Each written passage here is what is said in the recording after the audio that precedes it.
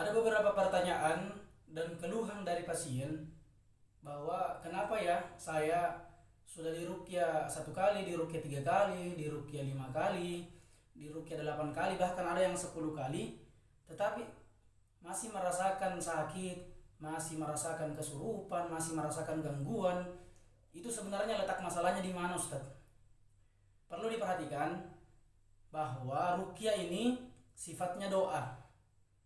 Doa meminta kesembuhan kepada Allah Subhanahu wa taala. Ada beberapa poin yang menjadi pertanyaan baik untuk kita semua atau kepada khususnya pasien. Yang pertama, keimanan. Apakah kita sudah meninggalkan kesyirikan?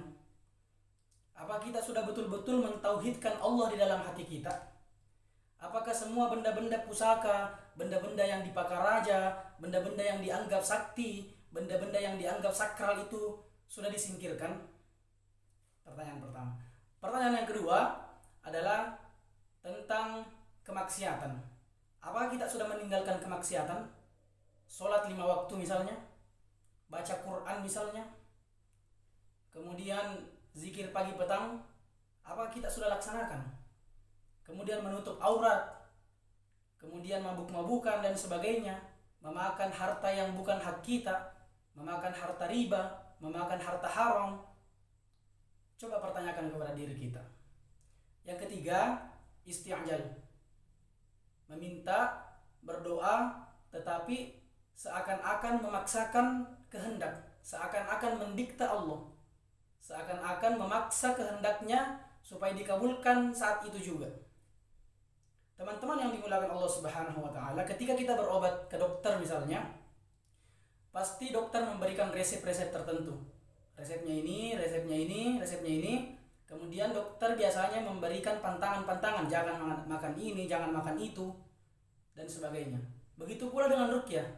Ruqyah, kami selaku peruqyah memberikan resep kepada pasien. Resepnya zikir pagi petang, tutup aurat untuk perempuan, laki-laki sholat berjamaah di masjid, kemudian rajin baca Quran. Ini resepnya. Pantangan-pantangannya, jauhi kesyirikan, kemudian jauhi pergaulan yang tidak sehat, kemudian jauhi makanan-makanan yang dapat merusak organ dan sebagainya. Coba tanyakan kepada diri kita, apakah kita sudah melaksanakan semua ini? Apakah kita sudah memaksimalkan ikhtiar kita? Itu tentunya jawabannya ada pada diri kita masing-masing, khususnya pasien.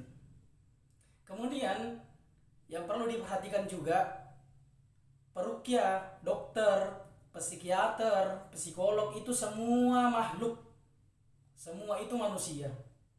Dan saya beritahukan bahwa tidak boleh kita menggantungkan nasib kita kepada peruqyah, kepada dokter, kepada psikiater, psikolog, dan siapapun itu. Kalau kita mau menggantungkan nasib kita, gantungkanlah hanya kepada Allah Subhanahu wa taala. Kalau kita mau menggantungkan kepada manusia, maka siap-siap untuk kecewa. Mungkin ada yang bertanya, terus bagaimana caranya kita meruqyah diri kita? Dan apa bacaan-bacaan yang cocok untuk menjadikan diri kita sehat jasmani dan rohani? Insyaallah tutorial ruqyah mandiri akan kita bahas di video selanjutnya. Wallahu a'lam bishawab.